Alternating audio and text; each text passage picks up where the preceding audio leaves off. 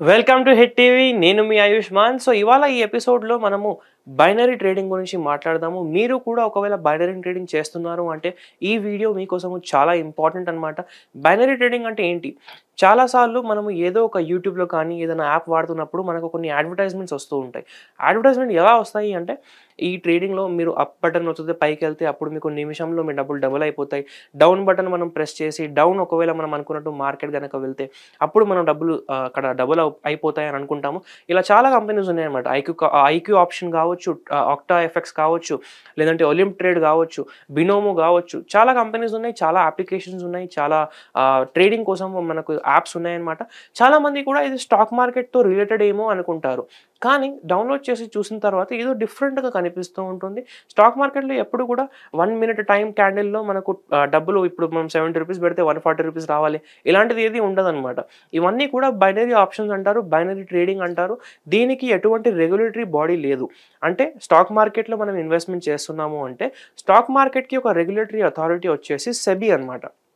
SEBI వాళ్ళు ఏదైనా తప్పు జరుగుతుంది, ఇన్సైడర్ ట్రేడింగ్ జరుగుతుంది, ఏదైనా తప్పు జరుగుతుంది అంటే వాళ్ళు అక్కడ మానిటర్ చేసి మన ఇన్వెస్టర్స్ డబ్బుని కాపాడడానికి కుదిరిన ప్రతి అక్కడ చేయాల్సిన తీసుకోవాల్సిన జాగ్రత్తలు అన్నీ కూడా వాళ్ళు అక్కడ తీసుకుంటారనమాట. కానీ ఇలాంటి బైనరీ ఆప్షన్స్కి ఎటువంటి రెగ్యులేటరీ అథారిటీ లేదు. వీళ్ళు ఓన్లీ ఎక్కడో ఒక వేరే దేశాల్లో, మన ఇండియా కూడా కాదు, ఎక్కడో ఒక వేరే దేశాల్లో కూర్చొని ఈ అప్లికేషన్ని, ఈ వెబ్సైట్ని మానిటర్ చేస్తూ దీన్ని ఆపరేట్ చేస్తూ ఇక్కడ వాళ్ళ డబ్బుల్ని వాళ్ళ యాప్లో తీసుకుని తర్వాత ఏంటంటే మనకు ప్రాఫిట్స్ రాకుండా మనం ఇక్కడ స్టార్టింగ్లో మీరు ఒకసారి యాప్ ఇన్స్టాల్ చేసుకున్న తర్వాత ఒక 2-3 టైమ్స్ మీకు కంటిన్యూస్గా వస్తాయన్నమాట. అరే నిజంగానే నేను అనుకున్నట్టు జరుగుతుందేమో అనిపిస్తుంది మనకు.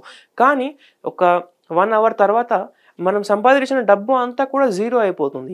ఎందుకంటే అది అంతా కూడా మ్యానిపులేటివ్ ఉంటుంది, వాళ్ళ చేతిలో ఉంటుంది. వాళ్ళు ఎప్పుడైనా ఏదైనా చేయవచ్చు కాబట్టి మన చేతిలో ఏది ఉండదు.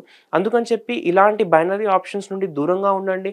అంతేకాకుండా స్టాక్ మార్కెట్లో ఇన్వెస్ట్మెంట్ చేయాలన్నా కానీ మీ పూర్తి రీసెర్చ్తో, పూర్తి స్టడీతోనే డబ్బులు అనేది ఇక్కడ ఇన్వెస్ట్మెంట్ చేయండి. అండ్ ఇప్పటిదాకా మీరు ఒకవేళ మన హిట్ టీవీ మనల్ని సబ్స్క్రైబ్ చేయకపోతే సబ్స్క్రైబ్ చేసుకోండి. ఈ వీడియో కనుక మీకు నచ్చినట్లయితే వీడియోని లైక్ చేసి ప్రతి ఒక్కరితో షేర్ చేయండి. Thank you.